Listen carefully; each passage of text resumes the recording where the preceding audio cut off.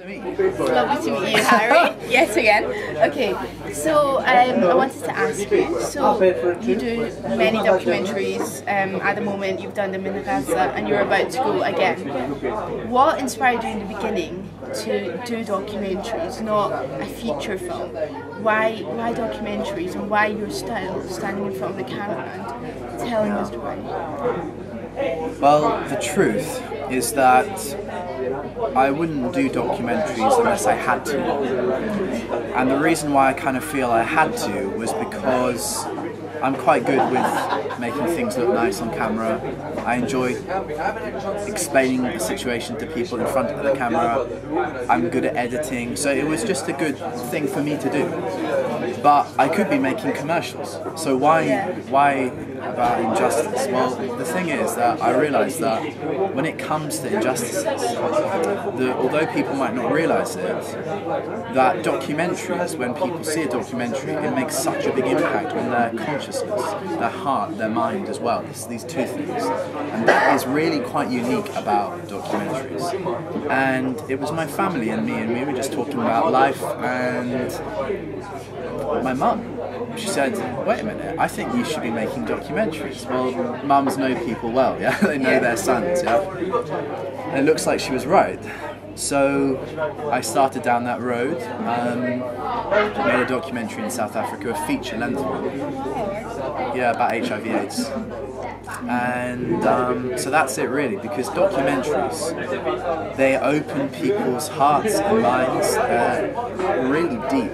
They can be, good ones can be deep. And that's what you need to change the world. You need people to feel the humanity, the joy or the suffering. You need people to feel that at a deep level.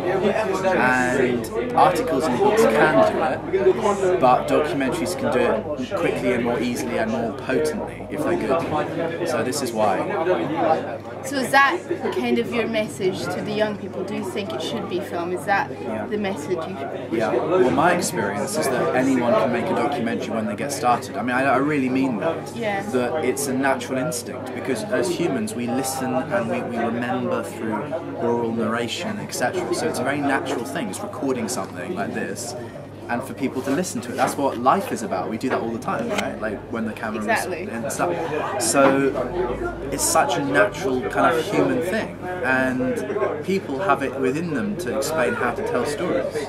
So it's tapping into natural stuff. So that's why it's potent and anyone can do it, you know. So especially for the youth, and these days, you know, it's amazing and inspiring that these days the youth do care about what is going on in this world, and they see that it matters for them and for their children.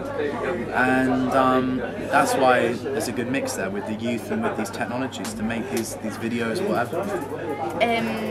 As a student, where do you think someone like Harry or any other student doing A-level should start a documentary?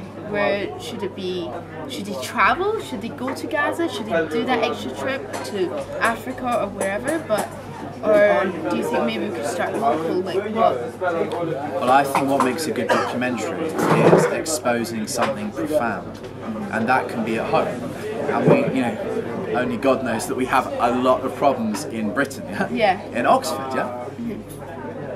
So there are opportunities everywhere to make good documentaries. Having said that, I think for someone who is your age, don't want to sound patronising, but for young people, full stop, people my age, that now the world is so small, we have to travel and feel the boundaries of humanity, because otherwise we grow up in a box. And you know, making documentaries is a good excuse, isn't it? It's a good, you know, it's a worthwhile way of travelling. You know? So yeah, definitely travelling is great, but if people can't, then it's not the end of the world.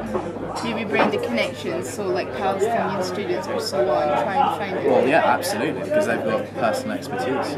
And yourself as half Egyptian person, you know, that's your mandate to do in Egypt, something in Egypt, isn't it? So yeah, absolutely, yeah.